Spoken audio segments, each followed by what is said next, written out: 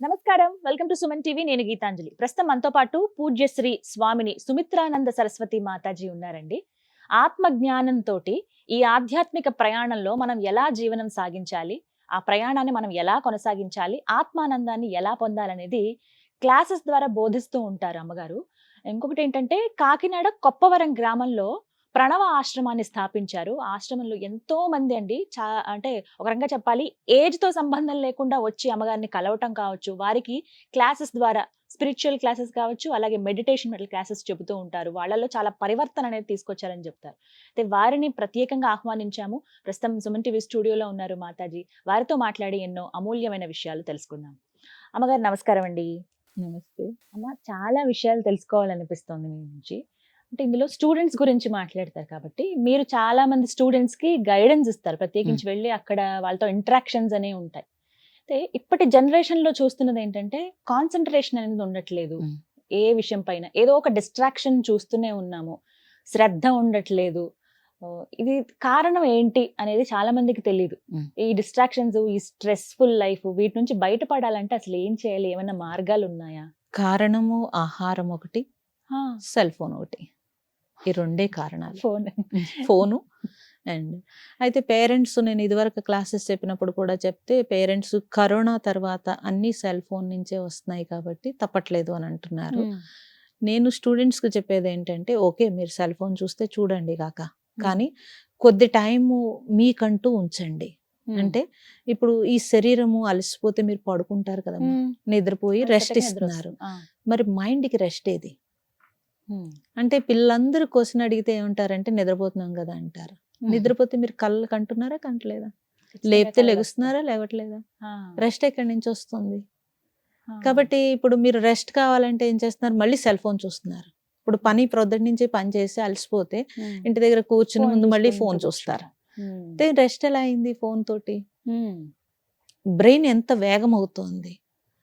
Stress కి 377 రోగాలు వస్తున్నాయని చెప్పి వరల్డ్ వైజ్ రీసెర్చ్ 76, 77 వస్తాయని చెప్పి వరల్డ్ వైజ్ రీసెర్చ్ జరిగింది. మరి ఎన్ని రోగాలు అందులో ఇమిడి ఉన్నాయి. మరి స్ట్రెస్ ఫోన్ వల్ల ఒక్క ఫోన్ వల్ల వస్తాయి. ఆహారం ఈ రెండు కూడా. ఈ బిజీ లైఫ్ లో స్ట్రెస్ ని తగ్గించుకునే ఏమైనా సూత్రాలు చెప్పండి అమ్మా మాకు. తప్పనిసరిగా మీకంటూ మీకున్న, అంటే భగవంతుడు అందరికీ సమానంగా టైం ఇచ్చాడమ్మా, 24 hours. అది మీకైనా, నాకైనా, అబ్దుల్ కలాం గారికైనా, ఎవరు మినిస్టర్ గారు, మోడీ గారికైనా, ఎవరికైనా అదే టైం కదా. మరి ఎంత సక్సెస్ పీపుల్కైనా అదే టైము. ఎంత అసలు నేను సక్సెస్ అవ్వలేకపోతున్నాను, అన్ని పాడైపోతున్నాయి అన్న వాడికి కూడా అదే టైం కదా. మరి ఎలా 24 hours వాళ్ళు సక్సెస్ అవుతున్నారు, మనం అవ్వట్లేదు. ఇది మనం గమనించాల్సిన విషయం. ఖచ్చితంగా 24 hours అంటే మీ కాలము 84 లక్షల జీవరాశుల నుంచి కొద్ది కొద్దిగా పుణ్యంతో ఇలా మానవ జన్మ ఇప్పుడుకొచ్చింది. సైంటిఫికల్గా చూసిన బ్యాక్టీరియా దగ్గర నుంచి వెన్నుపూస నిటారుగా ఉండడానికి ఇంత టైం పడుతుందని కూడా ఉంది.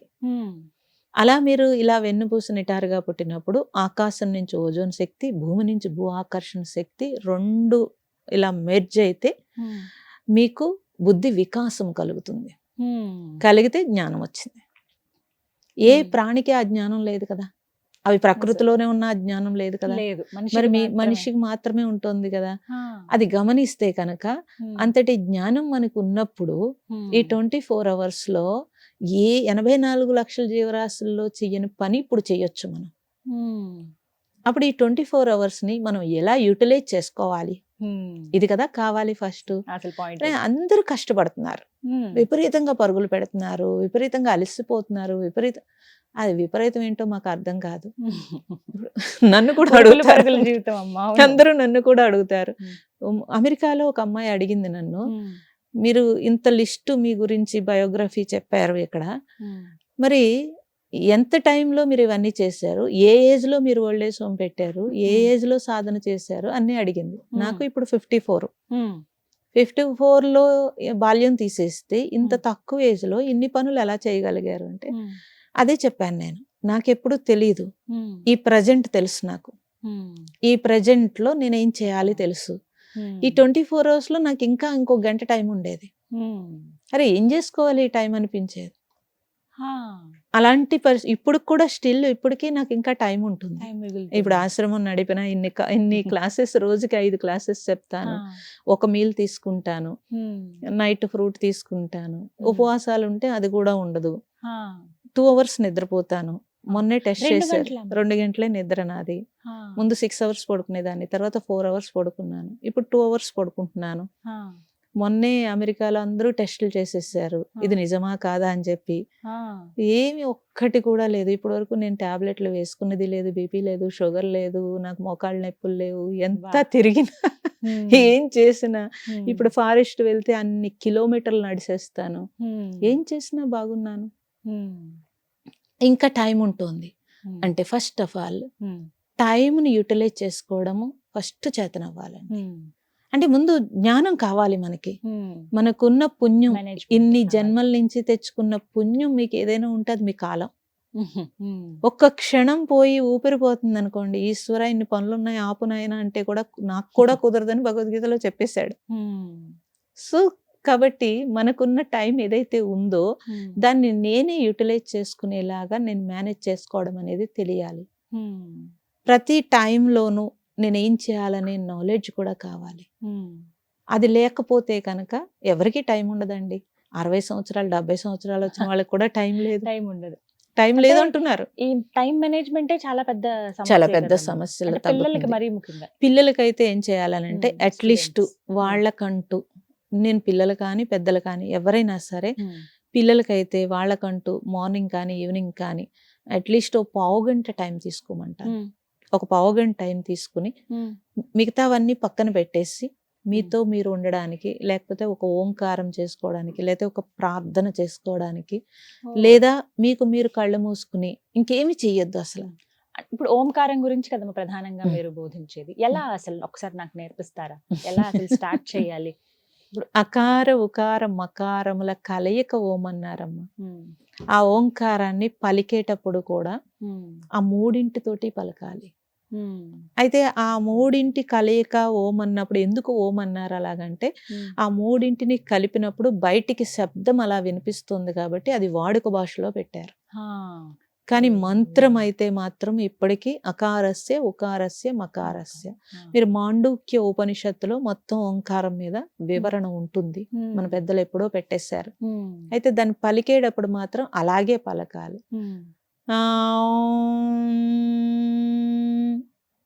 అన్నప్పుడు నాభి నుంచి శబ్దం మూడు వస్తున్నాయి కదమ్మా అని మీరు అన్నప్పుడు బయటికి ఓం అని వినిపిస్తుంది, మకారంతో వైబ్రేట్ అవుతుంది, బాడీ కూషన్ అవుతుంది, అంటే నర్వస్ సిస్టమ్ అంతా కూడా వైబ్రేట్ అవుతుంది. అకారంతో బ్రహ్మస్థానము పరస్థానం అంటాము, శబ్దం పరబ్రహ్మ స్వరూపము, అది పైకి లెగుస్తుంది. హృదయ స్థానం ఉకారము తాకుతుంది, మకారంతో లయము అవుతుంది. బ్రహ్మ విష్ణు మహేశ్వరులు 3 మీలోనే ఉన్నారు. మరి 3 మన దగ్గర ఉండగా వాళ్ళ 3 పట్టుకోవడం అనేసి ఎవరినో పట్టుకుంటే ఎలా కుదురుతుంది కదా. రోజులో ఒక 1/2 గంట ఈ విధంగా చేస్తే చాలా, ఒక 21 సార్లు 20 సార్లు అట్లీస్ట్. నేను పిల్లలకైతే ఏం చెప్తానంటే, బాగా చిన్న పిల్లలు అయితే మీరు ఫింగర్స్ లెక్క పెట్టుకోండి, 10 times అయిపోయింది. సో పెద్ద పిల్లలైతే మీరు అలా లెక్క పెట్టుకోకండి, మీరు ఎంతసేపు చేయాలనిపిస్తే అంతసేపు చేయండి. ఆ తర్వాత ఆ వైబ్రేషన్సే మిమ్మల్ని ఆటోమేటిక్ గా కళ్ళు మూతలు పడిపోతాయి, ఆటోమేటిక్ గా కళ్ళు మూసుకునేటట్టు చేస్తాయి. అయితే వాళ్ళు ఏం చెప్తారు, కళ్ళు మూసుకుంటే ఆలోచన వచ్చేస్తుంది అని చెప్తారు, సమస్య అంటారు.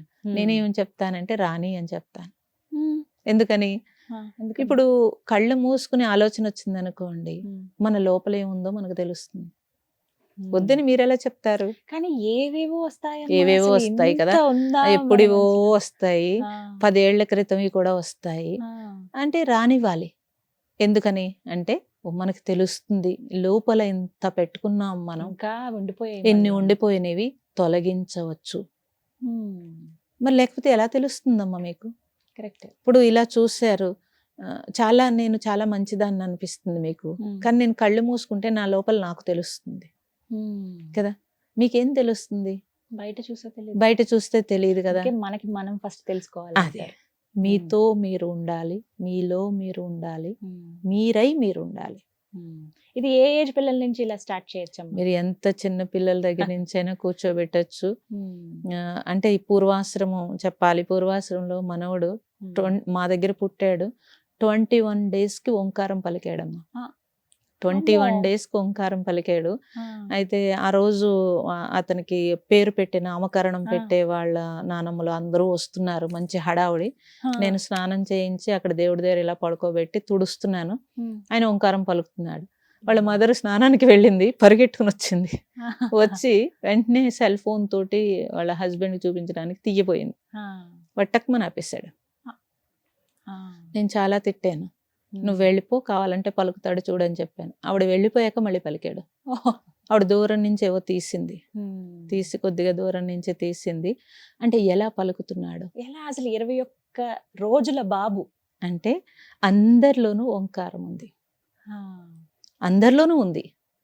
మేము ఇంట్లో సత్సంగం చేస్తాం కాబట్టి మా ప్రిన్సెస్ లో ఉన్నప్పుడు ఆ ఎనర్జీ వాడికి తాకింది. లేకపోతే ఎలా వస్తుంది? చుట్టూ ఉన్న వాళ్ళు అందరూ అన్నారు మీ మనవడు కాబట్టి పలకరు. తప్పు, మనవడు అని పలకరండి. అలా ఆ ప్లేస్ కున్నటువంటి ఆ ప్లేస్ కి ఉంది అందరిలో ఓంకారం అంటాను నేను. అంటే ఉన్నది శబ్దము, పరబ్రహ్మ స్వరూపం అన్నారు. దాన్ని తెలుసుకోవాలి అని అంటే నీ లోపల ఉన్నది ఆ శబ్ద తరంగాలు ఎంత మిరాకిల్ చేస్తాయో తెలుసుకోవాలి అని అంటే మనం దాన్ని ఆ శబ్దాన్ని పట్టుకోవాలి. మనమే ప్రయత్నం చేసి పట్టుకోగలగాలి. ఎన్నిసార్లు అమ్మా? రోజుకి 21 సార్లు అనొచ్చు. 21 సార్లు, లేదా మీకు ఎన్ని సార్లు నచ్చితే అన్ని సార్లు అనొచ్చు. అయిన తర్వాత మీరు అలా ప్రశాంతంగా 2-3 minutes కూర్చున్నా చాలు, బోల్డ్ ఎనర్జీ వస్తుంది.